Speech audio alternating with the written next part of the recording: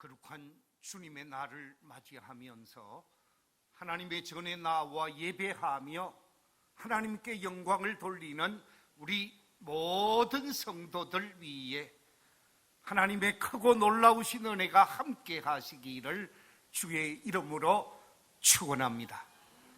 저는 오늘 말씀의 제목을 날마다 새롭게 하소서, 날마다 새롭게 하소서 하는 제목으로 말씀의 은혜를 나누고자 합니다. 저를 한번 따라해 주시면 감사하겠습니다. 날마다 새롭게 하소서. 한 번 더 하겠습니다. 날마다 새롭게 하소서. 우리 교회에 속한 모든 성도들이 날마다 새로운 심령으로 믿음의 아름다운 꽃을 피워가는 복된 성도들이 다 되시기를 주의 이름으로 축원합니다. 우리 인간은 가꾸지 않으면 퇴색될 수밖에 없고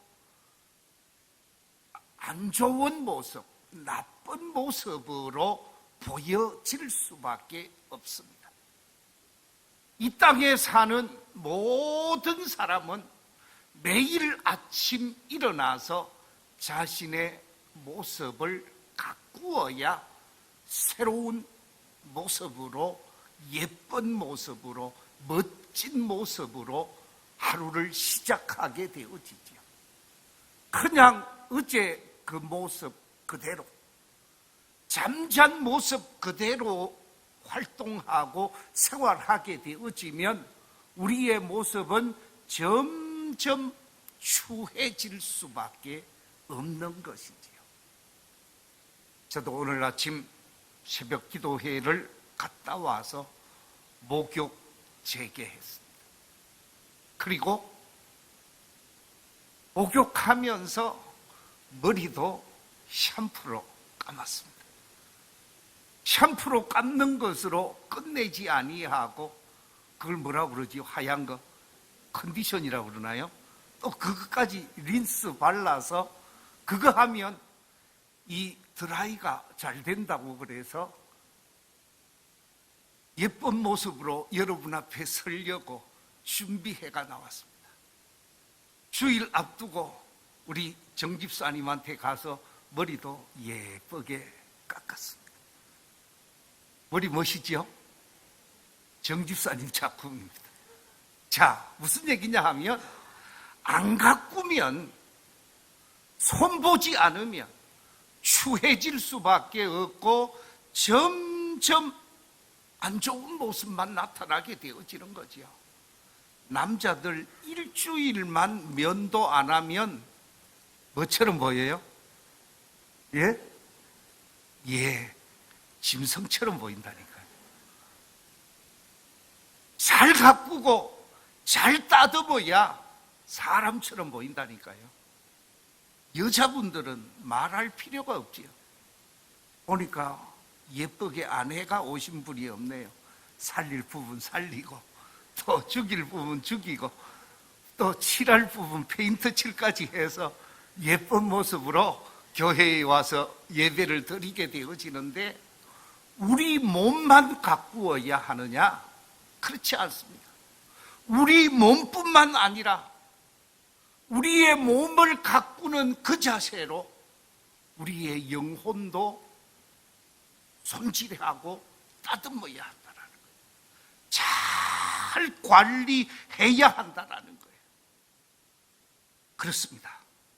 우리의 영혼이 손질하지 않으면, 가꾸지 않으면 죄에 찌들게 되어지고 악에 물들게 되어지고 마귀에게 종노릇하게 되어지면서 도저히 하나님이 기뻐할 수 없는 심령이 되어지는 것이지요.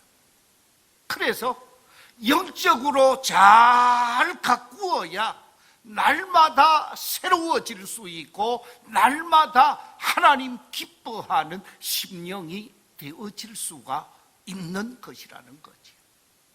오늘 본문 속에서는 우리의 심령을 날마다 새롭게 하는 길을 말씀해 주고 있습니다. 우리의 심령이 날마다 새로워져서 하나님 원하시는 삶을 살 수 있도록 그 삶의 비결을 말씀해 주고 있습니다. 그래서 오늘 말씀의 제목을 날마다 새롭게 하소서라는 제목으로 날마다 새로워지는 길이 어디에 있는가? 오늘 본문 속에 보면 세 가지 중요한 새로워지는 길을 제시하고 있는데, 제일 첫 번째 발견할 수 있는 새로워지는 길은 바로 하나님이 받으실 수 있는 영적인 예배자로 삶을 살 때 우리의 심령이 새로워지고 우리의 영혼이 새로워질 수 있음을 말씀하고 있습니다. 오늘 본문 1절에 이렇게 말씀하고 있습니다. 그러므로 형제들아, 내가 하나님의 모든 자비하심으로 너희를 권하노니 너희 몸을 하나님이 기뻐하시는 거룩한 산 제물로 드리라. 이는 너희가 드릴 뭐라고요?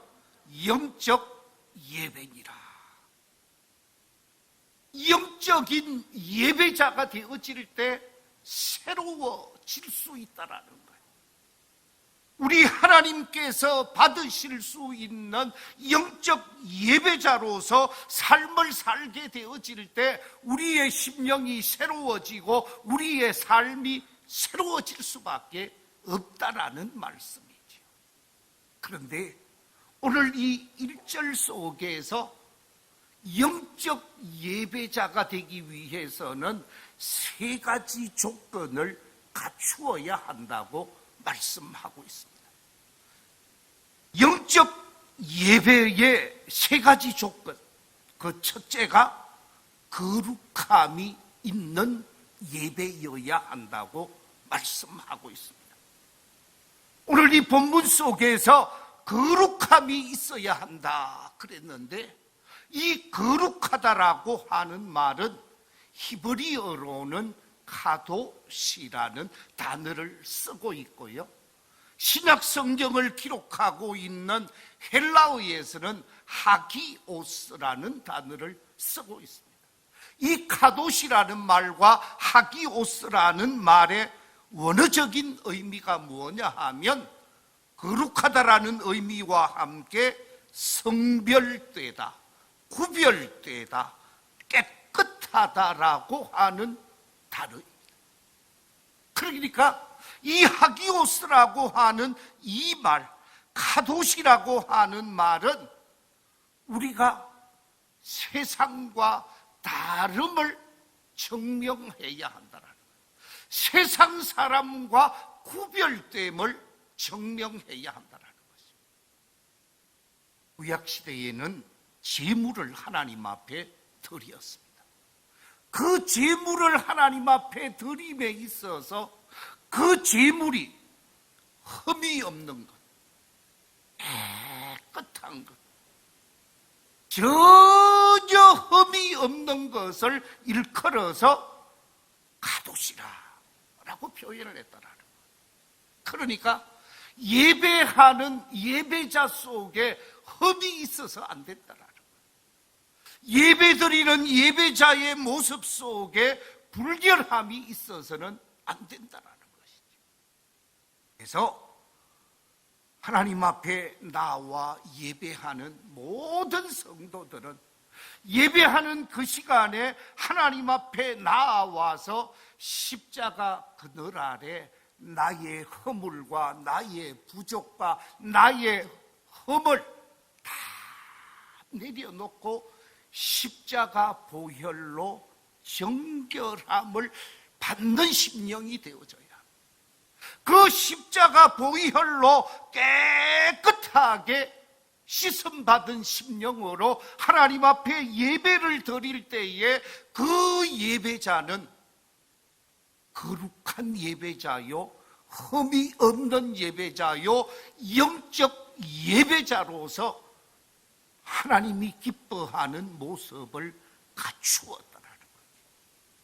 알아웃기는 이 자리에 계신 우리 모든 성도님들이 예배의 자리에 나아오면서 회개하고 자복하며 우리의 허물과 우리의 부족을 십자가 아래 다 내려놓고 정결한 심령으로 하나님 앞에 예배드림으로 영적 예배자로 하나님께 영광을 돌리는 복된 성도들이 다 되시기를 주의 이름으로 축원합니다. 두 번째 영적 예배의 또 하나의 조건은 산제사로서의 예배를 드려야 한다. 오늘 본문 1절에서 말씀하고 있습니다. 산제사, 여기서 산제사라고 하는 이 말의 원어를 보면 뒤시아 자오라고 하는 헬라어인데, 이 뒤시아 자오라고 하는 말은 무슨 뜻이냐 하면 살아있는 희생을 의미하고 생활의 아름다움을 얘기하는 거예요. 살아있는 희생, 살아있는 헌신, 살아있는 아름다운 삶의 모습. 하나님 앞에 나와서 1시간 예배드리는 것이 산제사가 아니라는 거예요. 일상의 생활 속에서 그 모든 생활이 살아있는 희생이 되고 살아있는 헌신이 되고 아름다운 삶이 되어져서 그 삶의 내용을 가지고 하나님 앞에 나와 예배 드릴 때 그 예배가 산제사와 같은 예배가 되어진다라는 말씀입니다. 오늘날 우리 그리스도인에게 있어서 문제점이라고 세상 사람들이 얘기하는 것은 교회 안에는 신자들이 많이 있는 것 같던데 교회 밖에는 신자가 없다고 말하는 세상 사람들의 평가는 무엇을 의미하겠습니까? 교회 속에서 거룩성, 교회 속에서의 그 아름다운 모습이 세상에 가서 그대로 나타나고 표현되어지지 않는다는 말씀이죠. 교회에서의 신앙의 모습이 교회 밖에서의 아름다운 신자다운 신자의 모습으로 표현되어지지 않는다라는 말씀입니다. 세상 속에서 하나님이 없는 모습으로 살다가 교회에 와서만 하나님 예배하는 예배자가 되어지는 것은 신행일치에 어긋나는 삶이라는 거지. 우리는 생활 속에서 예배가 되어지고 삶이 예배가 되어져서 예배 자체가 산제사로서의 예배가 되어지므로 영적 예배자가 되어져야 하는 것입니다. 이처럼 세상 속에서든 가정 속에서든 그 어떤 장소에서든 하나님을 섬기고 하나님을 받들고 하나님의 뜻을 이루고자 하는 아름다운 생활 예배자들이 되어져서 하나님 앞에 드려지는 그 예배가 영적인 예배가 되어지면서 날마다 새로워지고 날마다 영혼이 잘 되는 복된 예배자로 삶을 살게 되시기를 주의 이름으로 축원합니다. 세 번째 영적 예배의 조건은 오늘 본문에 보니까 하나님을 기쁘시게 하는 예배라라고 말씀하고 있습니다. 하나님을 기쁘시게 하는 예배라고 하는 것은 하나님이 기분 좋게 받으시는 예배, 하나님이 웃으시며 받으시는 예배, 하나님이 행복해하면서 받으시는 예배가 되어져야 하는데, 하나님이 예배자의 예배를 받으면서 그 예배가 기쁘지 않고 행복하지 않다고 하면 그것은 영적 예배라고 말할 수 없는 거지. 대한민국에서 지휘를 하시는 분들 가운데 다 알만한 지휘자, 서울영락교회의 11시 30분 메인 예배 지휘자인 장로님이 40년 이상 교회에서 합창 지휘를 하셨고 찬양대회를 섬겼던 장로님이 기독교 잡지 기자로부터 질문을 받게 되어집니다. 뭐라고 질문을 받게 되어졌느냐? 40년 지휘를 하신 장로님이 지휘자로서 기도하는 기도 제목이 무엇입니까? 질문을 했습니다. 이때 장로님이 대답하시기를 교회적으로 보여주는 예배와 보여주는 찬양이 아니라 정말 하나님께 온전히 드려지는 예배, 하나님께 드려지는 찬양이 되었으면 좋겠습니다. 저는 이 문제를 가지고 기도하고 있고 앞으로도 기도하는 제목입니다. 찬양대가 보여지는 찬양하는 것, 찬양대가 들려지게 하는 찬양, 작곡자의 작곡 의도에 따라서 잘 악상에 맞추어서 표현되어지는 멋진 하모니를 이루는 찬양, 좋은 찬양이겠지요. 그러나 그 찬양이 하나님이 받으시기에 기쁨이 되는 찬양, 하나님이 받으시기에 즐거움이 되는 찬양이라고 하면 그 곡이 찬양대원들의 신앙 고백이 되어져야 하는 것이지 찬양의 스킬이 되어지면 안 된다라는 것입니다. 스킬로서 찬양하는 것이 아니라 신앙 고백적 찬양이 되어져서 신앙 고백적 찬양으로 스스로가 감동이 되고 눈물이 흐르는 찬양이 되어질 때 그 찬양은 하나님이 기뻐 받으실 수밖에 없는 찬양이라는 거지. 그렇습니다. 사람이 보기에 좋게 하는 것, 사람이 듣기에 아름답게 하는 것 좋습니다. 그러나 마음 중심이 하나님께 드려지지 아니하고 마음 중심 속에 하나님을 향한 신앙적 고백이 없다고 하면 그것은 합창단이지 찬양대가 아니라는 거죠. 우리가 하나님이 기뻐 받으실 수 있는 예배가 되어져야 합니다. 내 마음이 들어가고 내 정성이 들어가고 내 신앙 고백이 들어가면서 우리 전 인격과 삶을 주님 앞에 드리는 자세로 예배를 드릴 때에 그 예배를 하나님이 기뻐할 수밖에 없는 것이죠. 창세기 4장에 보면 두 사람의 제사를 기록하고 있습니다. 한 사람은 가인이요, 또 한 사람은 아벨입니다. 하나님 앞에 가인이 제사를 드렸고 아벨이 제사를 드렸습니다. 가인은 농산물을 가지고 제사를 드렸고 아벨은 양을 치는 목동이었기에 양을 제물로 하나님 앞에 제사 드렸습니다. 그런데 창세기 4장 4절 5절에 보면 이렇게 기록하고 있습니다. 여호와께서 아벨과 그의 제물은 받으셨으나 가인과 그의 제물은 뭐하지 아니했다고요? 받지 아니하신지라. 아벨의 제사는 받으셨습니다. 그런데 아벨의 제사를 받기 전에 방금 읽었던 말씀을 다시 한 번 더 보면 그 말씀 속에 뭐라고 얘기합니까? 여호와께서 그의 제물을 받기 전에 누구를 먼저 받았어요? 아벨을 먼저 받았어요. 아벨과 그의 제물을 받으셨다고 말하고 가인과 그의 제물은 거부해버렸어요. 왜?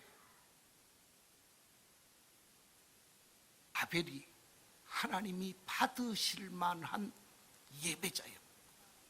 그러나 가인은 하나님이 받아주실 만한 예배가 아니었다라는 거예요. 가인의 제사를 분석해 보면 그냥 농사지은 농산물을 대충 가지고 와서 제사를 지냈습니다. 그런데 아벨의 제사를 보면 아벨이 그의 양의 첫 새끼와 그 많은 짐승 속에서 특별히 구분해서 기름을 떼어내어서 첫 새끼와 그 첫 새끼의 기름을 구분해서 하나님 앞에 드렸습니다. 성별된 제사요, 하나님 앞에 정성이 담긴 제사요, 신앙 고백이 담긴 제사요, 삶을 드리는 제사임을 확인하게 되거든요. 우리의 예배가 형식적인 예배, 그냥 주일 한 번 하나님 앞에 나와서 1시간 예배에 참여하는 것으로 예배 드리는 것이 아니라 이 1시간 예배를 드리기 위해서 일주일 동안 잘 준비된 산제사로서의 삶을 살다가 하나님 앞에 와서 드려지는 이 예배가 영의 예배가 되고 진리의 예배가 되고 믿음의 예배가 되고 온전한 성신이 담겨있는 예배가 되어질 때 그 예배는 하나님이 기뻐 받으시는 예배라는 말씀이죠. 바라옵기는 우리 교회에 속한 모든 믿음의 가족들이 영적 예배자로서 거룩함이 있는 예배, 세상과 구별되고 세상 사람들과 차별된 신실한 삶이 있는 예배, 더 나아가서 하나님이 기뻐 받으시는, 그래서 예배가 영적 예배가 되어지므로 날마다 새로워지고 날마다 하나님이 기뻐하는 아름다운 신앙이 늘어 믿음의 꽃을 피워가게 되시기를 주의 이름으로 축원합니다. 두 번째, 날마다 새로워지는 길이 어디에 있는가?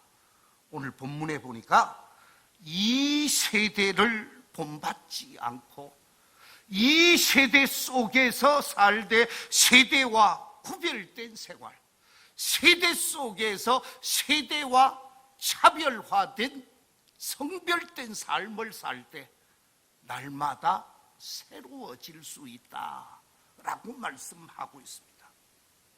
오늘 본문 2절에서 너희는 이 세대를 본받지 말고 오직 마음을 새롭게 함으로 변화를 받아라 그랬는데, 이 세대, 헬라어로 표현하면 아이온이라는 말로 표현하고 있는데, 이 아이온이라는 말의 뜻이 뭐냐 하면 때를 얘기하고 시대를 얘기하고 세대를 얘기하고 세풍을 얘기합니다마는 이 말의 원칙적인 뜻은 그 시대의 조류, 그 시대의 흐름, 그 시대의 유행을 얘기하는 것입니다.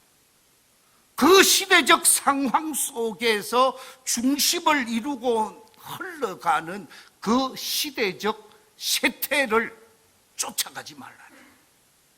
왜냐하면 세상 속에서 세상의 세태는 죄악의 길을 걸어가게 되어지고 멸망의 길을 걸어가게 되어지고 불의한 길을 추종하는 것이 세상의 형태이기 때문에 그렇다라는 거예요. 세상 사람들이 다 가는 넓은 길을 가지 말고 말씀의 길, 진리의 길, 좁은 길을 걸어가도록 하나님은 우리에게 말씀하고 있는 것입니다. 우리가 잘 아는 디모데후서 3장에 보면 이 시대가 어떤 시대인가를 미리 예언해 놓은 말씀이 디모데후서 3장 1절 이하 5절 속에 이렇게 기록하고 있습니다. 우리 말씀을 한번 읽어보겠습니다. 시작. 너는 이것을 알라. 말세에 고통하는 때가 이르러 사람들이 자기를 사랑하며 돈을 사랑하며 자랑하며 교만하며 비방하며 부모를 거역하며 감사하지 아니하며 거룩하지 아니하며 무정하며 원통함을 풀지 아니하며 모함하며 절제하지 못하며 사나우며 선한 것을 좋아하지 아니하며 배신하며 조급하며 자만하며 쾌락을 사랑하기를 하나님 사랑하는 것보다 더하며 경건의 모양은 있으나 경건의 능력은 부인하니 이 같은 자들에게서 네가 어떻게 하라고요? 돌아서라.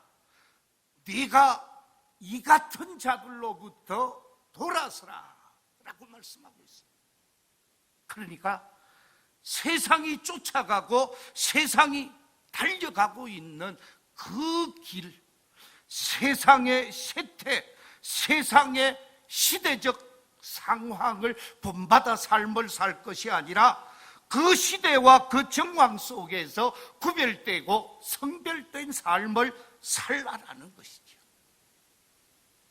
요즘 많은 사람들이 이 시대, 21세기 지금 우리가 살고 있는 이 시대, 인간 제일주의 시대라고 얘기해요. 그 어떤 것보다 인권을 강조합니다. 그래서 하나님 자리에 인간이 앉아 있습니다. 그 인간이 쾌락을 추구하고 연락을 추구하는 것이 오늘의 현실입니다. 그 쾌락을 추구하고 연락을 추구하기 위해서 어떻게든 많은 것을 갖추려고 합니다. 그래서 만모니즘이 판을 치고 있는 황금 만능주의가 판을 치고 있습니다. 이처럼 황금 만능주의 속에서 인간 중심주의가 판을 치고 있는 이런 시대 속에서 그런 길을 걸어가는 사람들로부터 돌아서서 구별된 삶을 살아라, 성별된 삶을 살아라고 말씀하고 있습니다. 지금 이 시대, 우리가 이 시대를 살아가면서 우리가 진정 쫓아야 할 것이 무엇이겠습니까? 믿음의 사람으로서 의를 쫓아가고 믿음을 쫓아가고 사랑을 쫓아가고 화평을 쫓아가야 하는데 그렇지 않고 세상에 물든 채 삶을 살아가고 있는 모습이 아닌지 우리 자신을 돌아보면서 정말 하나님 앞에서 날마다 새로워질 수 있는 세상 속에서 차별화된 삶이 우리에게 있어야 한다는 거예요. 세상 속에서 차별화되어진 사람으로 성경이 자랑스럽게 여기는 사람이 노아 할아버지. 노아 시대 사람들이 어떻게 살았습니까? 창세기 6장에 보면 그 노아 할아버지 시대에 모든 하나님의 사람들이 세상의 딸들과 부적절한 삶을 살았다고 그랬어요. 하나님의 아들들이 세상의 딸들과 부끄러운 짓을 한다고 그랬어요. 뿐만 아니라 사람의 죄악이 온 세상에 가득했다고 그랬어요. 그래서 창세기 6장 6절에 보면 하나님께서 사람 지으셨음을 뭐 하셨다고요? 한탄하셨다고 그랬어요. 하나님께서 사람 지으셨음을 한탄하셨는데 그 속에서 노아는 그렇지 아니하더라. 노아는 하나님의 은혜를 입고 세상 사람들과 똑같은 삶을 사는 것이 아니라 그들과 다른 길을 걸었다라고 말씀합니다.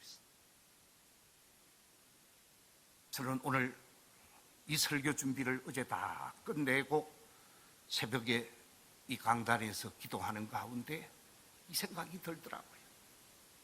하나님, 왜 이 땅에 이렇게 비를 많이 쏟아서 수십 명이 죽고 수십 명이 다쳐서, 이미 제가 오늘 예배 전에 또 확인을 하고 올라왔는데 또 한 사람의 시신을 찾았다고 그러더만요. 지금 50명이 훨씬 넘어갑니다. 죽은 사람이 이번 비로 인해서 20몇 명, 30명 가까이 되고, 다치고 상해를 입은 사람이 20명 이상이 되어져서 지금 많은 사람들이 가슴에 아마 한이 되어지지 않겠어요. 이런 상황, 하나님 왜 우리 민족에게 허락하셨습니까?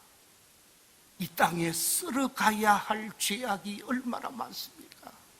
이 땅에 제거해야 할 죄악의 요소가 얼마나 많기에 이런 현실을 우리가 경험하게 하십니까?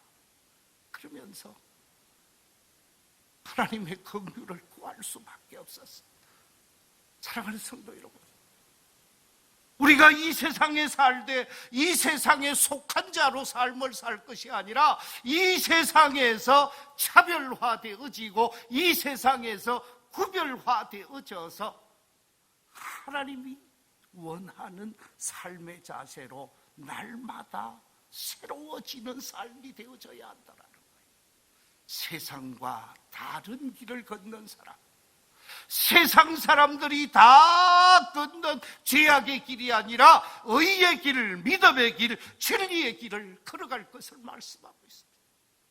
이 길 걸으면서 날마다 새로워지고 성화되어지는 저와 여러분이 되시기를 주의 이름으로 축원합니다.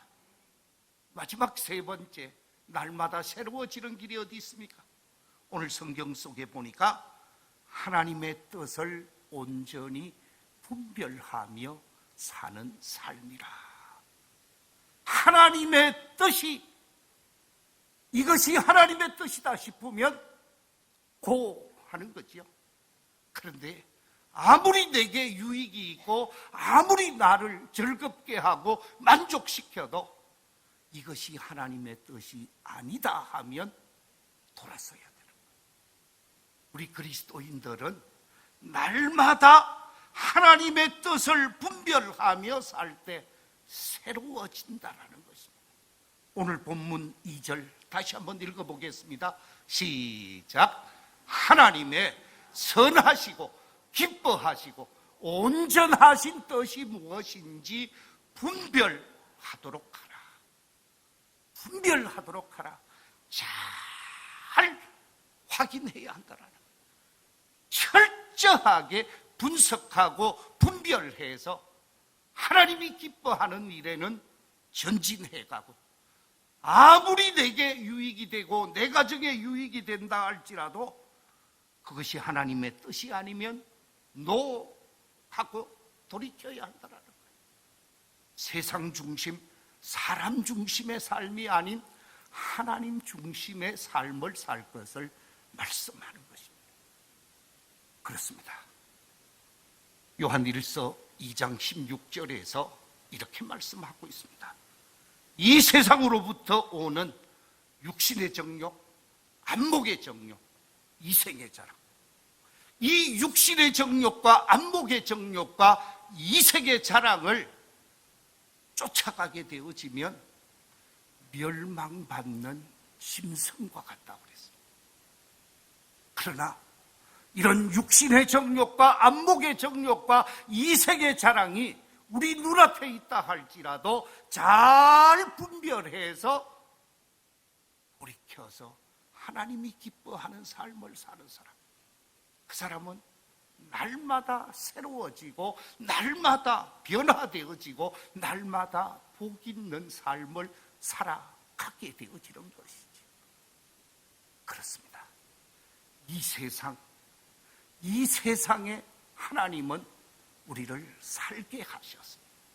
이 세상 속에 살되 이 세상에 매몰되고 이 세상에 완전히 사로잡혀 사는 사람이 아니라 세상 속에서 구별되어지는 삶을 살라고 말씀하고 있습니다. 말씀을 맺겠습니다. 날마다 새로워지는 길, 날마다 거룩함으로 성장해 가는 길은 첫째, 하나님이 기뻐 받으실 수 있는 영적 예배자가 되어지는 것입니다.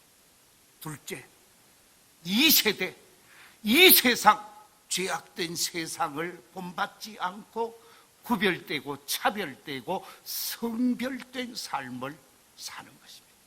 셋째, 하나님의 선한 뜻, 하나님이 기뻐하시는 그 뜻을 분별하면서 가야 할 길을 아름답게 걸어갈 때 우리는 날마다 새로워지는 영혼이 되고 심령이 되어져서 하나님을 기쁘시게 할 수 있습니다.